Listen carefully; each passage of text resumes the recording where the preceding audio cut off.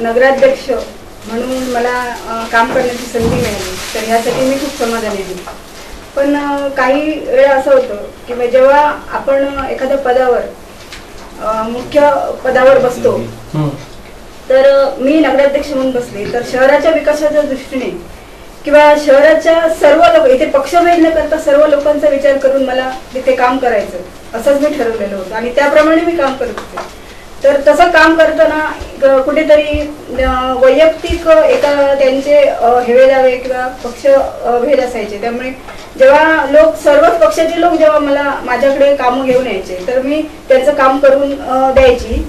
तर त्यामुळे कुठेतरी त्यांचे माझ्याबद्दल कुठे गैरसमज किंवा असे वाढत गेले. त्यातून मला वैयक्तिक त्रास व्हायला लागला काम करताना.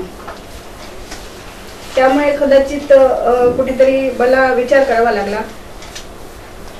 खरं तर नगराध्यक्ष बनण्याची संधी मी सुरुवातीला राणेसाहेबांच्या नेतृत्वाखालीच एक नगरसेवक म्हणून आणि सन्माननीय संदेशभाईंच्या बरोबरच त्यांनीच मला संधी दिली.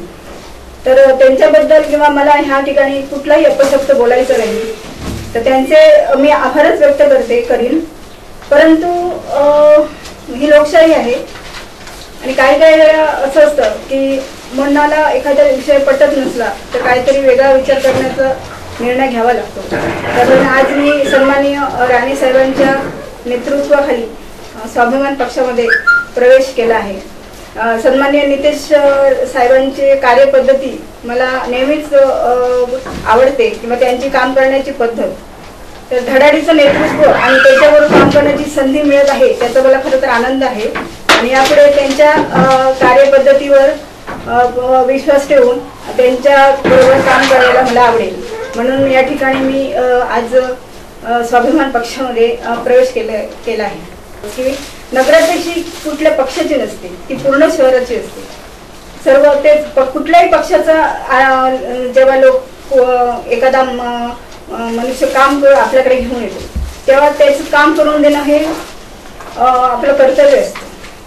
पण तो असं व्हायचं की त्यांचे संबंध एखाद्या माणसाशी खराब आहेत तर त्याच्याकडून मी पण तसं चांगलं वागायचं नाही. ही कुठेतरी पद्धत मला आवडायची नाही.